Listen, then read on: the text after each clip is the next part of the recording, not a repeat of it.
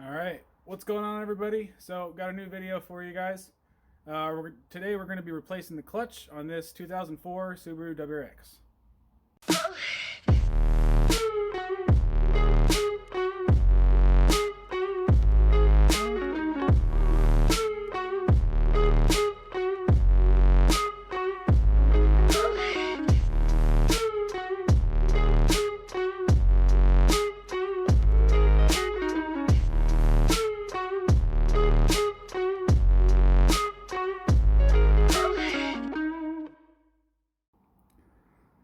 All right, so this is my buddy's 2004 Subaru WRX. He burned up his clutch, so this is going to be kind of like a step-by-step video of how to replace the clutch the easiest way by dropping the transmission.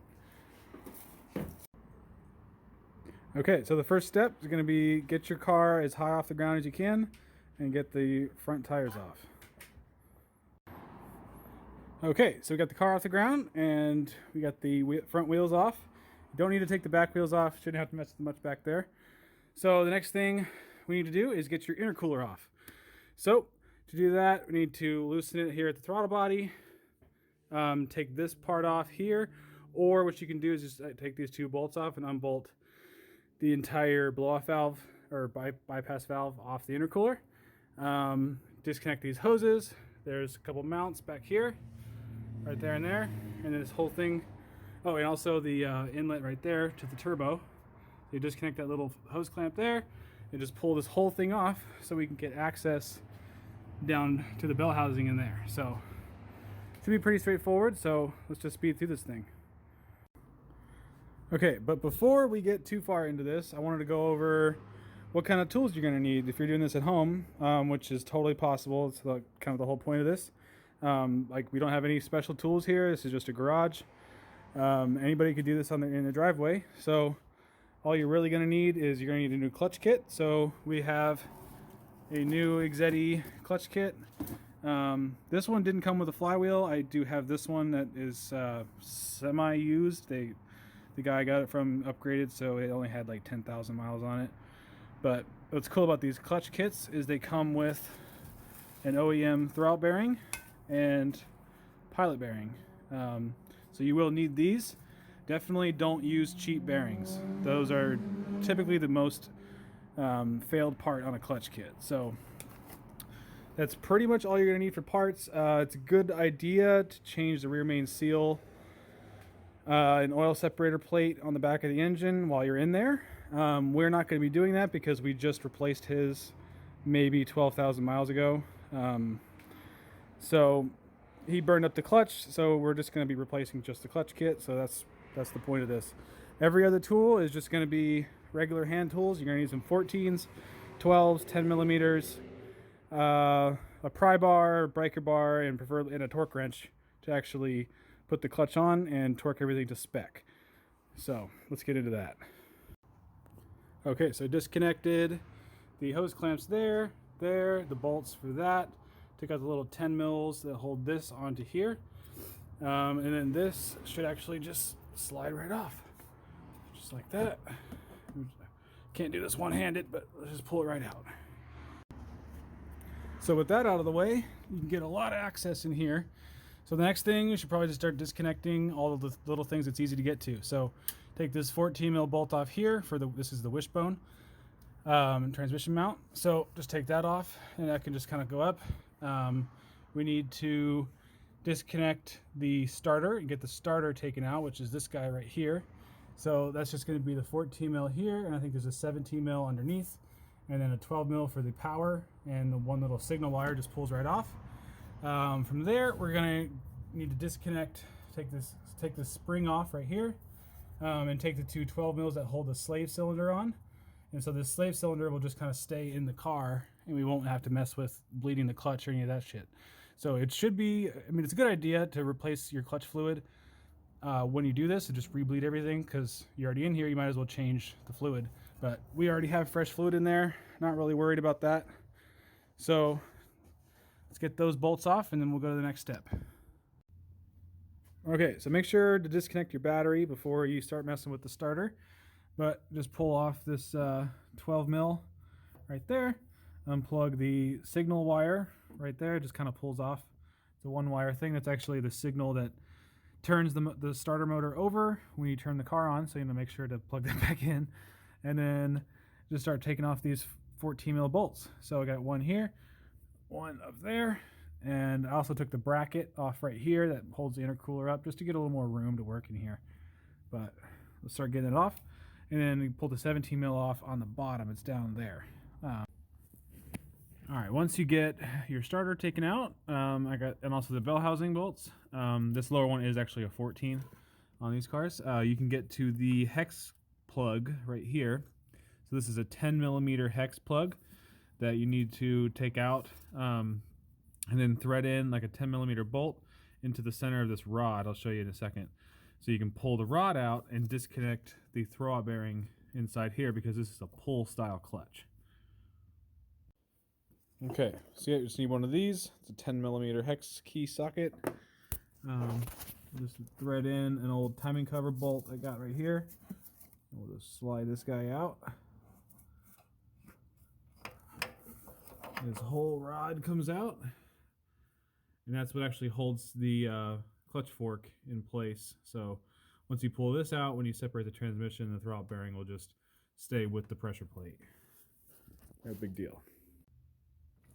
And then from there, we're going to take these 12 mil bolts off right here to dismount the whole slave cylinder from the transmission, to just leave everything attached to the car, and also just disconnect all of these electrical connectors for all the different sensors on the transmission. And then from there, we'll work on taking the heat shields and stuff off to get the downpipe off. All right, we got all these disconnected. Just kind of drape them over here, get all this stuff out of the way. Make sure to disconnect this ground strap that goes on right there. You really don't want to rip that off, because that stays with the transmission. A little 10 mil right here. And then there's one more down there, like right there. We'll take that off, and then we should be able to get this thing off. Basically just need to get the stuff out of the way to get the downpipe off. Drop it out the bottom, and we can get the rest of the bell housing bolts. Once you get those heat shields off, you can get to these 6 14 mil bolts to hold the downpipe on. This one that's down there is probably the biggest pain in the ass bolt there is. But once you get them off, it's not too big a deal. So we need to get the downpipe off so we can reach down in there for more bell housing bolts. And we'll just pretty much take the exhaust off all in one piece. Okay, once you get all those off, it's time to hop under the car. Go under here, and you need to disconnect your O2 sensor in the middle of the exhaust here. I just pulled it through. You need to disconnect this 14 mil hanger right there. And I think there's a bolt right here, this mount on the other side of this axle, which just mounts the downpipe there. So just get all that off. And then moving back here, just take the hangers off, and the back of the exhaust should just kind of hang down. And then we can just slide the whole thing backwards off the studs, and it should be good. Okay, so I pulled the whole exhaust off in one big piece. Just kind of slide it out the back, out of the way. Took this heat shield off here, and now we can actually get access to all the bell housing bolts. So there's 2 more bolts right here, and then a nut down there at the bottom. So we're just gonna take those off, and then I think there's 1 more or 2 more on the other side. Then we can move on to getting the axles out. All right, we got all 6 of the bell housing bolts out, and the 2 nuts at the bottom. That's 8 total. So all that's unbolted. So now next is to take the axles out. So right there you can see there's a little roll pin in the axle right here. So you need to take a punch. Do not use a screwdriver. You need to use a punch like this one right here, and just knock that out with a hammer. And then you need to come down here. You can pop your ball joint out. So there's that little 14 mil right there. I think it's a 14, yeah. Pop this guy off right. Where's my camera? Pop this guy off, and then you can use a pry bar to push the control arm down and pop this ball out. And then you can pull the axle out of the transmission, and you won't mess up your alignment or anything. You can just pop this right back in, and everything will be aligned. You don't have to take your tie rod off or your strut or any of that. You just pop the ball joint, and you can get enough room to get it out. All right, once you get your pin out on the axle there, and you pop the ball joint off to the side, you can just get pull on this axle and just come right off. And then just kind of set it up off the side like that. It should be out of the way. Do the same thing on the other side. Okay, next is going to be the drive shaft. So it's just these 14 mil bolts that torque to 45 foot-pounds when you put them back on. And then we have the cover right here. So you gotta get all these 14 mil bolts off, all 6 of them. And then underneath that, there are 4 10 mils that actually bolt the drive shaft to the rear diff. So just take those off, and then the whole thing just slides out. You are gonna lose a lot of fluid, so I made one of these. So I just cut off the end of an old beat up drive shaft, and I just put that in there to hold all the fluid in there so it doesn't all spill out. You can also put like a glove or some tape over it, or you can just let it spill everywhere and then change the fluid. But I've already changed the fluid, so I don't need to do that. All right, so got that all in there. Disconnected the drive shaft. Those were actually 12 mil bolts, but oh well. Make sure the e-brake's off so you can rotate it around. I use like a screwdriver to kind of hold the drive shaft still. Put it in the U-joint. So next we need to disconnect the shifter. So right up there, there's a little 12 mil bolt there, and then the 12 mil bolt there. So we're just gonna disconnect that. Just pull this stay rod. So that's called a stay rod. This is the actual shifter. So pull that off, and then pull this bolt out to the top, and then just disconnect that, and then that's all disconnected. And then from there we can support the transmission and start getting the subframe off, because we're gonna I think I'm gonna try to leave it on the transmission and just pull this down, because I don't need to even pull the transmission all the way out. I just need to get it down low enough to get in there to get the clutch out. Okay, I ended up just taking off the whole subframe. You just unbolt the 4 14 mils on the bottom of the transmission, those, and the 2 17s in the front. That'll just give me a lot more room to put the transmission jack on a nice flat surface here, strap it on, and then just give me more room to actually work with. So now we need to move the jack to the engine and tilt the engine back so you can slide, because it's on these dowels right there. So we need to tilt the engine up so the transmission can slide down and not bind on those bolts. All right, so with the transmission supported, we just got to start prying on it and just get it off the dowels, because the dowels are kind of a press fit, so you shouldn't have to pry too hard. So if you're prying too hard and like break your freaking screwdriver, you probably forgot to unbolt something. So it should just kind of easily pry apart, and then once you get the dowel pins out, it just kind of slides off, and we'll support the front of the motor. I got a piece of wood onto the oil pan and just kind of tilt the motor back. You can see it's tilted. Just tilt it back so the studs are at an angle that way, so you can slide the transmission out like that.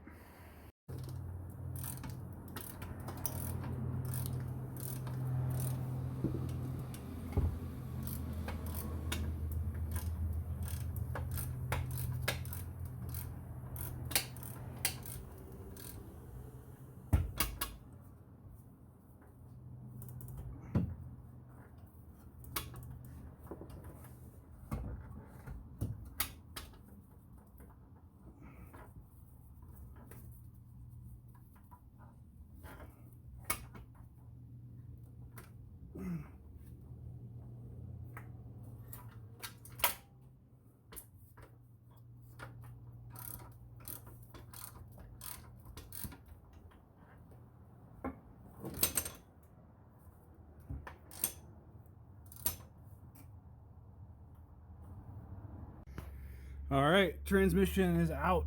I just kind of set it down there. It kind of fell off the jack a little bit, but I caught it. So next, we need to get this old clutch off. So put your clutch alignment tool in here, so when you take these bolts off, the disc doesn't fall out, land on you. So just pop that in there, and then there's these 12 mil bolts right here. I think there's 6 of them. You just go around the whole thing, loosen them all up, and then we get to see how bad this clutch actually looks. Alright, just pulled the clutch off. You can see this flywheel is cooked. This is one of those lightweight flywheels, and it just got demolished. So this is what's left of the disc.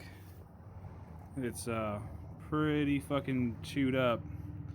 So it's just full of heat spots. He just basically cooked it on hills. This was only in the car for maybe 13,000 miles, but he was just running on hills in Portland for way too long and just holding the clutch, and it burned it up. So now he's getting an actual OEM Exetti replacement instead of his stage 2 lightweight one. But just gotta get that flywheel off.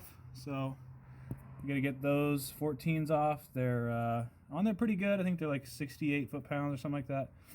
So gotta hold the engine still or use an impact and get all those off, and then we can start working on our new flywheel. Okay, got this thing off, and man, it is so chewed up. It's like dug a groove into the flywheel, and it's just covered in hot spots. So now would be the time if you're going to change your rear main seal. That's it right there. Also the oil separator plate. These aren't really leaking too bad. They're there's a small seat, but it's not too bad. So I don't have a new one either, so we're just going to send it. We got to get the pilot bearing pushed out of this. This one's used. It's not bad, but the clutch kit came with a brand new one. So you want to just get, we knocked the old one out, it doesn't really matter. Flip it over and hit it out with a hammer, but when you put your new one in, you want it to be flush with the surface right here, and you want to use a socket that's flat so you don't accidentally dent this inner portion of the bearing and ruin the bearing. So you need something super flat to just hammer on top of this and just push it down nice and even, so it's all just nice and smooth. Okay, new pilot bearing is in. I just use this socket that has a nice flat surface on it and just kind of hammer it around in a circle. Now it's all flush and spins really nice. So you want to make sure you clean this. Even if it's brand new, they have protective oils on the flywheel, just like brakes. So you want to use a brake clean and get all the oils off of here. Wear gloves. You don't want this contaminated at all, because if you contaminate this disc with oil, your clutch is going to slip. I torqued the flywheel bolts to 65 foot-pounds. Normally it's recommended, most people and most cars put some Loctite on these flywheel bolts. I don't know anybody who works on a Subaru that really uses Loctite on these. I just put them to 65 foot-pounds. Normally the torque spec's like 55 with some blue Loctite, but I really don't like Loctite. I've had bolts break off with Loctite, so I just do these to 65 foot-pounds. And then the pressure plate bolts, which are these little 12 mils, these are only 12 foot-pounds. So really, I don't even have a torque wrench that goes that low, so it's like 12 foot-pounds is just getting it snug by hand. So let's get that on there. We just held the engine still with a breaker bar with a 22 mil socket and just put it on the crank pulley right there. And you can just kind of hold it still, torque them in a star pattern, and you're good. Okay, next is to get your new clutch kit. Make sure you always face it. The thick side goes into the pressure plate. So what you're going to do is take this, take your little tool, put it in there. It's kind of hard to do one-handed, but basically pop that into the slave or the pilot right there. Make sure to clean the flywheel again before, after you torqued all your bolts and everything. You probably touched it, so clean that again. Go and clean the pressure plate surface as well, because this has that protective oil on it. You shouldn't have to clean this. I don't normally clean them, but let's get that on there. Okay, very important part here. So when you put your pressure plate over, obviously this disc kind of droops on its own just by gravity. So got to make sure that this is centered, and you start to tighten this down. You have to pull up on this and like wiggle it around a circle. And these dowel pins will hold the pressure plate on, but you can see there's a big gap right here. So you want to go and get all your bolts started, just thread it in by finger tight, and then you want to go and do about half a turn on each bolt. So just do a half a turn, then go in a star pattern, do the next one, do half a turn, and then go to the next one and just go around super evenly so they all tighten together, because these are actually spring loaded. So these springs right here are pushing this out. So if you tighten one of these and not all the way and not the other ones, the disc will actually be like the pressure plate forks will be sideways, and it's all misaligned and it'll chatter, and you have to take the transmission back out to fix it. So just make sure you take your time and tighten these just a little bit, go to the next one a little bit, the next one a little bit, and just go all the way around until it slowly pulls this clutch in perfectly even, and make sure the disc is right in the center. Okay, so got it all on. Just cinched them all down. I like using a little quarter drive ratchet just so I don't put too much torque on these, because they are only torqued to 12 foot-pounds. So next we need to put our throwout bearing on. So this is a pull style clutch. It actually clips into the pressure plate. So we need to go down here, slip this over, put the forks through the little holes here, put some of the supplied grease, high temp grease on the input shaft where this thing rides inside here. You can use some high temp Siliglide, or like this kit came with a little tube of grease. So let me put that on there. Okay, so yep, just slide it on, put the fork over the little tabs. Then once you have the bearing on the fork, you can slide the rod back in from the back side where that 10mm hex key was. The little tip has a little pin right here that locates it. So once it slides all the way in, the little teeth go in here, and that's it. It's in there, so you can put that cap back on. Make sure your boot up here goes back on. Everything's nice and greased. I used the grease that came with the kit. You can also use Siliglide. Make sure to grease this rod also, because it has, some tight clearances in there. I need some grease. So that should be it. It's pretty much ready to put back in. All right, so got the transmission back in, a couple of the bell housing bolts in. We had one issue with one of the dowel pins on this side. Just the way it was sitting on the thing it was just open about that much. So what we did is just make sure you grab your little bar and like turn the engine over just to make sure that the clutch teeth line up. We kind of tilted it, like, because if you tighten these and you feel like it's binding, just don't even force it. Just loosen it again, and then like make sure your dowel pins are lined up. You might have to tilt the transmission just a little bit. That's what we did. Got the dowel pins lined up, then it just went right together. Tighten the bolts down so it's still sitting on the transmission jack. So I got to go down under there, and I'll put the subframe on the transmission, and then we can put the transmission subframe onto the car with the jack like supported it and everything. Okay, I've just been working on buttoning everything back up, put our wishbone mount on, hooked up the 3 connectors for the wiring. This is the O2 one that goes down that way. Remounted the slave, just put those 2 back on. Had to like push it in a little bit, put the spring back on. Everything works. I put the plug in that goes under the starter. So now all that's left is to put the starter back in. And those are the last 2 bell housing bolts to tighten up, and then we can move on to mounting up the bottom of the transmission and everything I talked about before. Okay, so got all the shifter stuff put back together. Just got the subframe put on, just lightly. And make sure you get all the bolts started before you tighten any down. And you need to look up the torque specs for these. I got to look that up.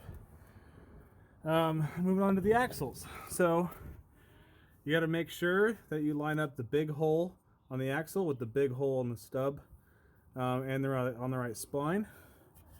And you should be able to just slide them in, and then put your pin in, and pop your ball joints back in, and you're good. Okay, got the axle pins in, so now we're going to take those big 14s, put them right in here, and these are torqued to 36 foot-pounds.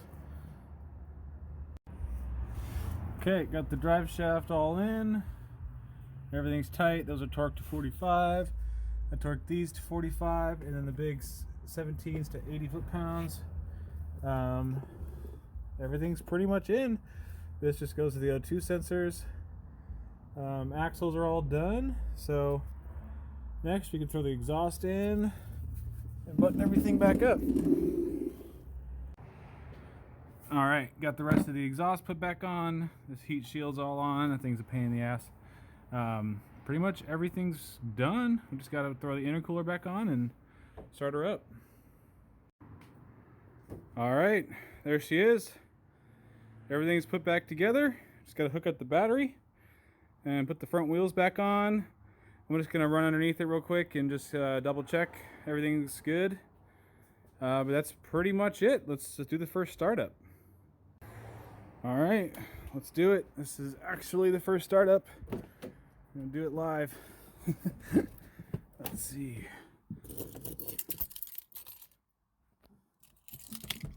Ooh, clutch feels great.